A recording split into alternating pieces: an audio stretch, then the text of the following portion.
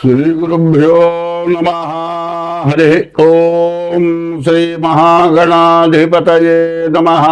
శ్రీ మహాసరస్వత్యై నమః. హరి ఓం.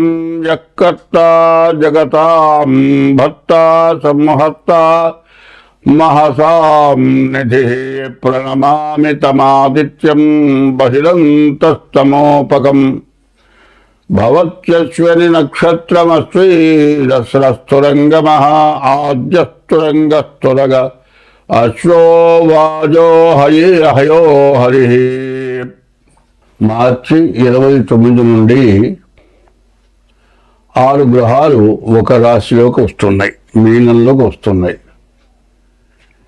2 సంవత్సరాల 6 మాసాలు మార్చి 30కి శని కుంభరాశిలో నుంచి మారి మీన రాశిలోకి వస్తున్నాడు.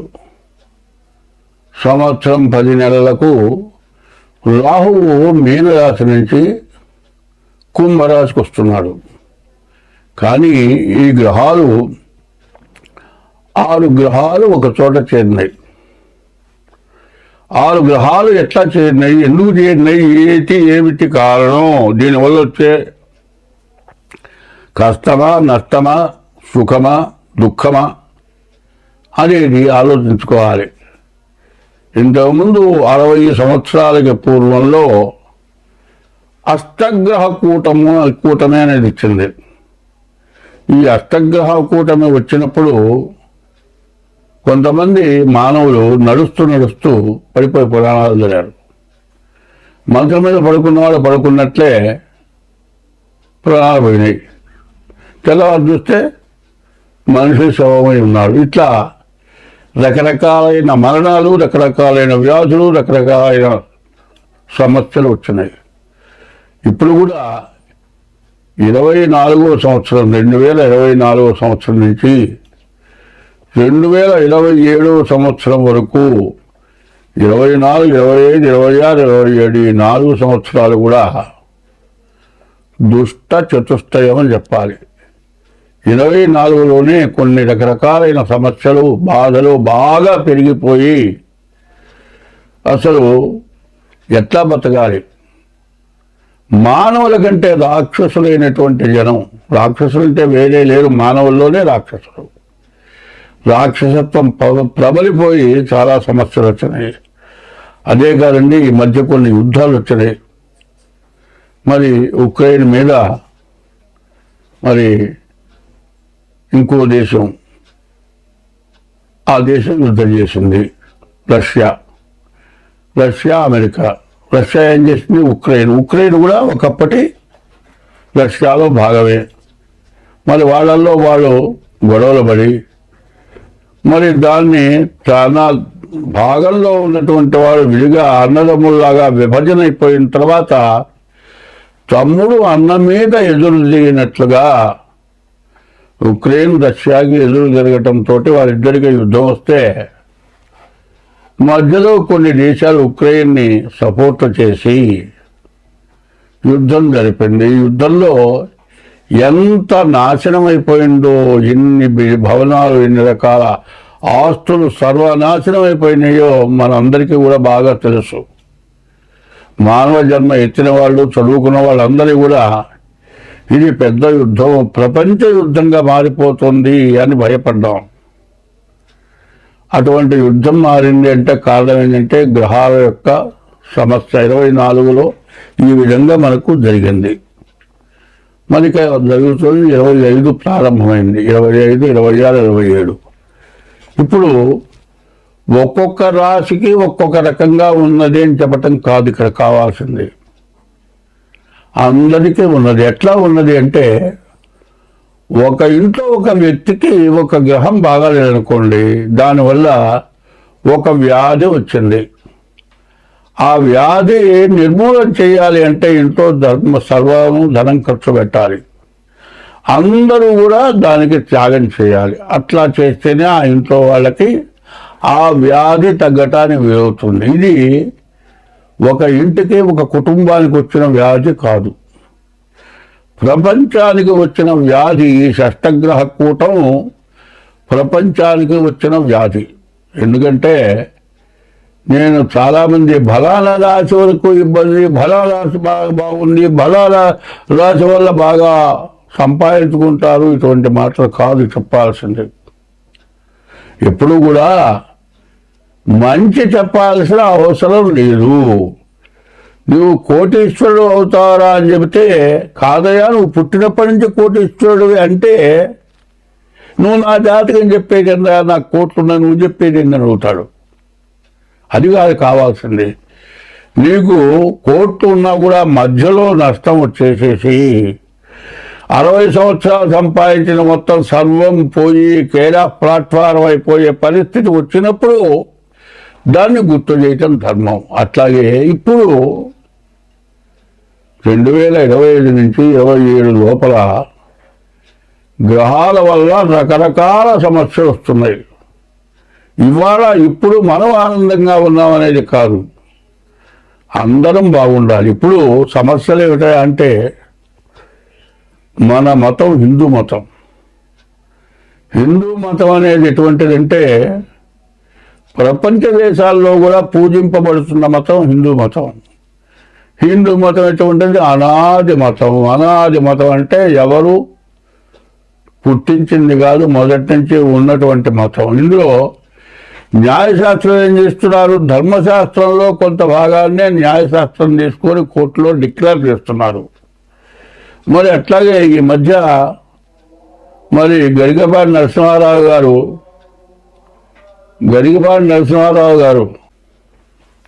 ఈ 6 గ్రహాలు ఒకచోటి చేరినాయి. ఇప్పుడు 60 ఏళ్ల క్రితం అష్టగ్రహం 8 గ్రహాలు ఒక చోట చేరినాయి. ఈ గ్రహాల వల్ల వచ్చినటువంటి సమస్య ఏమిటి? ప్రతి వాళ్ళు రకరకాలుగా చెబుతూ ఉన్నారు. ఇది కాదు మనకు కావాల్సింది. మెయిన్ అసలు ఏమిటి? ఆ మెయిన్ ఎట్లా ఉంటుంది? మెయిన్ అనేది మొదటిది ఎట్లా ఉంటుంది? ఏమంటే శరీరం ఉంది కదా, శరీరానికి 8 రంధ్రాలు ఇచ్చారండి. ఆ 8 రంధ్రాలు ఏంటి? చెవులు 2, కళ్ళు 2 4, ముక్కులు 2 6, నోరు 1 7. 9 రంధ్రాలు ఎక్కడున్నాయి? ఈ మెడకాయ దగ్గర నుంచి పైన 7 రంధ్రాలు ఉన్నాయి. మిగతా 2 రంధ్రాలు 1 2 మొత్తం కలిపి 9 రంధ్రాలు అయినాయి. ఈ 9 రంధ్రాలు 9 గ్రహాలు అయినాయండి. ఈ 9 గ్రహాలుగా 9 రకరకాల ధాన్యాలు ఉన్నాయండి. ఈ 9 సంఖ్య ఎన్ని రకాలుగా ఉందో చూడండి. మరి చిరుధాన్యాలు అంటున్నారు ఇవాళ. ప్రతి వాళ్ళు చిరుధాన్యాలు 9 రకాల ధాన్యాలు తినమంటున్నారు. అట్లాగే 9 రంధ్రాలు, 9 గ్రహాలు, ఇవన్నీ కూడా ఏం చేస్తున్నాయి అనేది మనకు కావాలి మెయిన్గా. అయితే ఎవడికో వస్తుందనే మాటకి నేను అడుగుతున్నాను. ఎవడికో కాదు, నీకే రావచ్చు. కన్నుందండి, కన్ను ఒక గ్రహం రక్షణ చేస్తుంది, ఒక గ్రహం చెవుల్ని రక్షణ చేస్తుంది, ఒక గ్రహం నోరుని రక్షణ చేస్తుంది, ఒక గ్రహం ముక్కుని రక్షణ చేస్తుంది, ఒక గ్రహం కాళ్ళు చేతులు వీటిని రక్షణ చేస్తుంది. దీంట్లో ఏది రక్షణ చేయకపోయినా ఎవరికి ఇబ్బంది? నీకేగా ఇబ్బంది. అట్లాగే కుటుంబ వ్యవస్థలో ఎవరో ఒకళ్ళకి ఇట్లా ఇబ్బంది కలిగితే అవుతుంది, అందరికీ బాధే. సరే, కుటుంబంలో ఒక వ్యక్తికి ఒక ఇబ్బంది కలిగితే కుటుంబంలో వ్యక్తులందరికీ ఇబ్బంది కదా అనుకుంటే, ఒక దేశానికే ఇబ్బంది కలిగితే దేశంలో ప్రజలందరికీ కూడా ఇబ్బంది కలుగుతుంది. రాజపాపం పురోహిత, రాజు చేసినటువంటి పాపాన్ని పురోహితులు అనుభవించాలి, పురోహితులు చేసిన పాపాన్ని ప్రజలు అనుభవించాలి. ఈ అనుభవం లేకుండా పోవాలంటే దైవభక్తి కావాలి. ఈ దైవభక్తి అనేది ప్రధానంగా ఉండాలి. ఏమండి, జ్యోతిష్యం చెబుతున్నారు, జ్యోతిష్యంలో మాకు జరగట్లేదు, మాకేమీ లేదు, అంతా జ్యోతిష్యం ఏం చెబుతున్నారు, తలాడు చెబుతున్నారు, ఏది చెప్పినా ఏది చేసినా మాకు బాధలు పోవటం లేదు అనేవాళ్ళు చాలామంది ఉన్నారు. ఎందుకు పోవటం లేదు? మనం జ్యోతిష్యం ప్రకారం పూజ చేశాము, పూజ చేస్తే ఎందుకు పోలేదు అనేది కాకుండా పూజల వల్లే పోవటం లేదా, ఇంకే దీనివల్ల పోవటం లేదు మనకి ఈ బాధలు అనేది మనం మెయిన్గా ఆలోచించుకోవాలి. ఎట్లాగూ ఎప్పుడు కూడా స్త్రీని తల్లి, భూమి తల్లి, అమ్మవారు తల్లి, అట్లాగే ఇంట్లో గృహిణి తల్లి. ఆడమనిషిగా ఏం చెప్పారు? 4 రకాల స్త్రీలు ఉన్నారు. మరి ఈ 4 రకాల స్త్రీలలో మంచి జాతి స్త్రీలు ఉన్నారు, రకరకాలు ఉన్నారు. వాళ్ళ వల్లే ఈ లోకం, దేశం బాగుపడుతోంది. అందువల్ల భార్యని పెళ్లి చేసుకున్న తర్వాత వాడు ఇంట్లోనే భార్యని అట్టు పెడుతున్నాడు. భార్య ఇంటి బాధ్యతలను తీసుకుంటోంది. ఎవరిని ఎట్టా చూడాలో అట్టగా చూస్తోంది. ఆమె ఎట్లా ఉంటుంది? కార్యేషు దాసి, చేసే పనులలో దాసిగా పనిచేస్తుంది.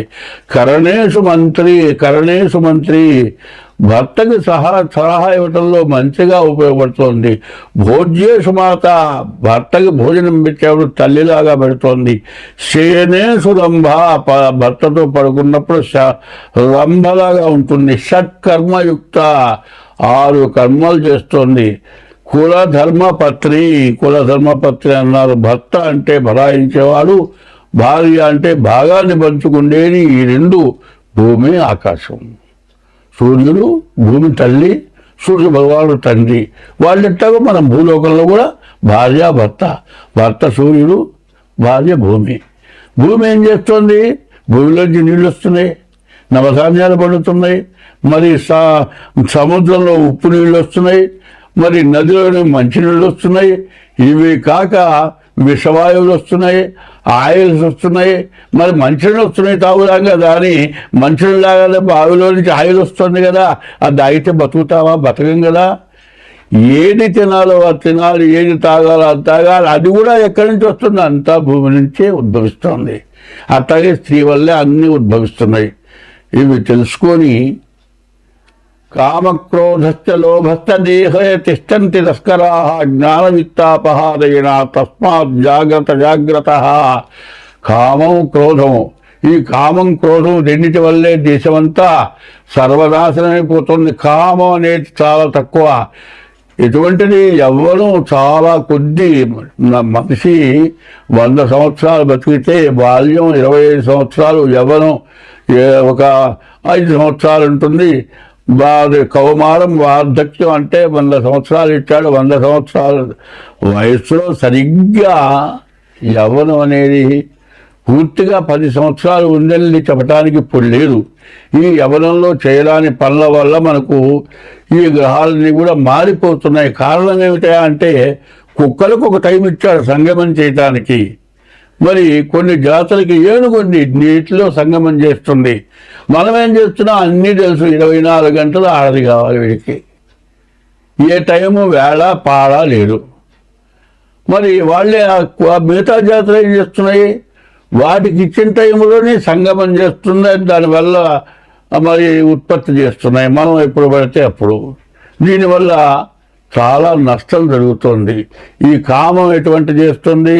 ఇంట్లో భార్య ఉందంటే వాడు ఏం చేస్తాడు? ఇంకొక ఈమె 4 పిల్లలు పుట్టారు. ఈ విధంగా ఓపిక పోయింది, శక్తి నశించిపోయింది, రూపంలో కళ తగ్గింది. ఇంకొక దొరికింది పనిచేసే చోట. ఆమె బాగా అందంగా ఉంది. ఆమె ఏం చేస్తుంది? వీడెమ్మడి పడుతుంది. వీడేం చేస్తాడు? ఆమె ఎమ్మడిపడతాడు. చివరికి ఏమవుతుంది? ఇంట్లో భార్యకో ఎవరికో తెలుస్తుంది. ఆమె తగాదా పెట్టుకుంటుంది. వీడేం చేస్తాడు? నువ్వు అక్కడ పో, నువ్వు ఉంటే ఉండు, పోతే పో అంటాడు. తల్లిదండ్రులు చేస్తారు, ఈ పిల్లల్ని తీసుకెళ్తారు, కోర్టులో వేస్తారు. మరి వీడి తల్లిదండ్రులని వీడిని మొత్తాన్ని పోలీస్ స్టేషన్లో పెడతారు. కేసు అవుతుంది. సరే ఎట్టా డైవర్స్ తీసుకుంటారు, బాగానే ఉందండి. ఈ తల్లిదండ్రులు ఏం చేస్తారు? ఈ పిల్లలు, అమ్మా నువ్వు అన్యాయం అయిపోతున్నావు పోతుంది. అట్లాగే ఇప్పుడున్నటువంటి ఆ షష్టగ్రహ కూటం వల్ల జరగబోయేది ఏమిటంటే ముందు మీ జాగ్రత్తలు మీరు పడాలి, మీ జాతకాలు చూపించుకోవాలి. దాని యొక్క పరిస్థితి ఏమిటంటే కొన్ని గ్రహాలతో పాటు కొన్ని పూజలు కూడా ఉన్నాయి. ఆ గ్రహ దోషాలతో పాటు పూజలు చేయాలి. పూజలు చేయాలి. నువ్వు చేసిన పాపం పోవటానికి కొన్ని పూజలు చేయాలి. సూర్యుడు నీకు బాగా సూర్యుడికి అధిదేవత ఈశ్వరుడు రుద్రుడు. సూర్యుడు జపంతో పాటు రుద్రుడు కూడా అభిషేకం చేయాలి. అట్లాగే ఒక్కొక్క రాశికి, ఒక్కొక్క గ్రహానికి, గ్రహ దోషాలకి గ్రహ పూజలు కాక దేవతా పూజలు ఉన్నాయి. ఈ దేవతా పూజలు కూడా చేసుకోవడం చాలా అవసరం.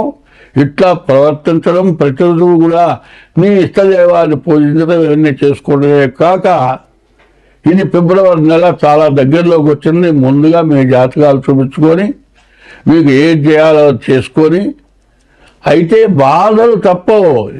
100 వంతులు కాకుండా 25 వంతులు తగ్గుతాయి, 75 వంతులు మీరు బయటపడతారు. కాబట్టి ఈ విషయాలు మీరు బాగా అర్థం చేసుకొని జాగ్రత్తగా మీ జాతకాలు చూపించుకొని అన్ని విధాలా బాగుంటుంది. మీరందరూ సుఖంగా ఉంటారు. అందరం బాగుండాలి. బ్రాహ్మడు గోవు బాగుండేటైతే ప్రజలంతా కూడా బాగుంటారు, దేశం అంతా బాగుంటుంది. గోబ్రాహ్మణేభ్య శుభమస్తు నిత్యం లోకా సమస్త సుఖినో భవంతు అని చెప్పింది. కాబట్టి అందరం బాగుండాలి అంటే ముందు చెప్పిన విధం ప్రవర్తించండి. స్వస్తి. 2025 ఫిబ్రవరి నెల 7వ రాశి తులారాశి. తులా వృషభ రాశులకి శుక్రుడు అధిపతి. ఈ రాశికి కూడా ఒక్క శుక్రుడు పూర్తిగా బాగలేదు. బులుగు షట్క యోగం అంటారు. ఈ నెలలో భార్యాభర్తలకు బాగా సమస్యలు వచ్చే లక్షణాలు బాగా ఉన్నాయి. ఈ రాశిలో సరిగా చెప్పాలంటే ఒక్క కుజుడు తప్పితే ఏ గ్రహం బాగాలేదు. మరి ఈ రాశి పూర్తిగా బాగాలేదు అని చెప్పాలి. శని అష్టమంలో ఉన్నాడు.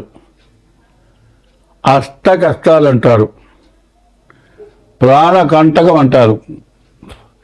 మనకు రావాల్సింది 10 లక్షలు ఉంటాయి, మనం ఇవ్వాల్సింది ఒక 25,000 ఇవ్వాలి. వాడు వస్తాడు, నీ అవసరానికి నేను ఇచ్చా, ఇప్పుడు నాకు అవసరం వచ్చింది, నువ్వేం చేసుకుంటావు నాకు తెలియదు, నువ్వు ఇస్తేనే నేను ఇక్కడి నుంచి కదులుతా, ముందు నా డబ్బులు నాకు భయపడేమంటాడు. చొక్కా పట్టుకుంటే స్టేజీలో ఇంకోటి పిలుస్తాడు, ఏమయ్యా అని ప్రాణం మీదకి వచ్చింది ఇచ్చాను, ఇప్పుడు నా ప్రాణం మీదకి వచ్చింది, ఇవ్వాలా వద్దా? ఇవ్వాల్సిందే.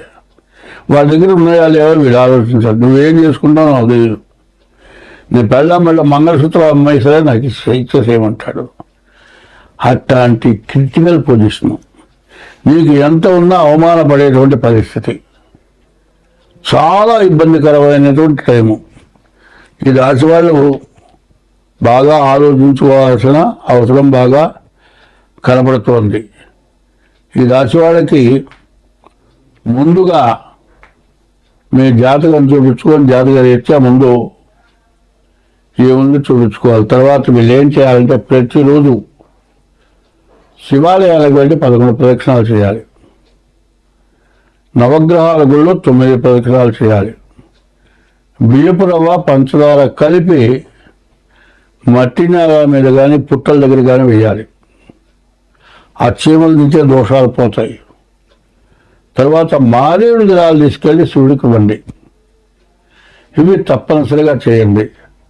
ముందు మీ డేట్ ఆఫ్ బర్త్ ద్వారా కానీ, మీ జాతక చక్రం ద్వారా కానీ, మీ టైమును బట్టి కానీ మీ జాతకం చూపించుకోండి. ఎందుకంటే ఎన్నాళ్ళ నుంచో సుఖపడ్డ జీవితం తర్వాత కష్టపడాల్సి వస్తుంది. ఎట్లా ఉంటుంది అంటే, నా టైము అష్టమ శని, రేపు మార్చి 30తో అష్టమ శని అయిపోతుంది.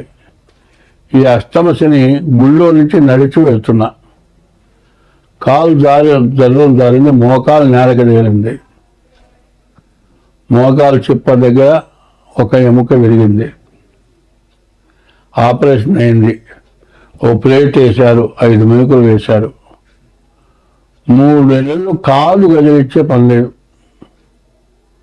ఒంటేలు 8 ఏళ్ళు కూడా పోవాల్సి వచ్చంటే అన్ని జాగ్రత్తలు చేయించుకోవాల్సి వచ్చింది. ప్రాణకంటకుడు అష్టమంలో ఉన్నటువంటి గ్రహం ప్రాణకంటకుడు అంటారు, ప్రాణం తీసేటువంటి వాడు అంటారు. అష్టమంలో గురువు అంతా ఇబ్బంది పెడతాడు. ఆ బాధ చూసుకుంటే కుటుంబాన్నే కుట్టిప్పారండి. ఆ ప్లేటు మేకులు సెట్ అవ్వాలి. వాడి కండ పెట్టుకొచ్చేంత వరకు కాలు కింద పెడితే కష్టమే.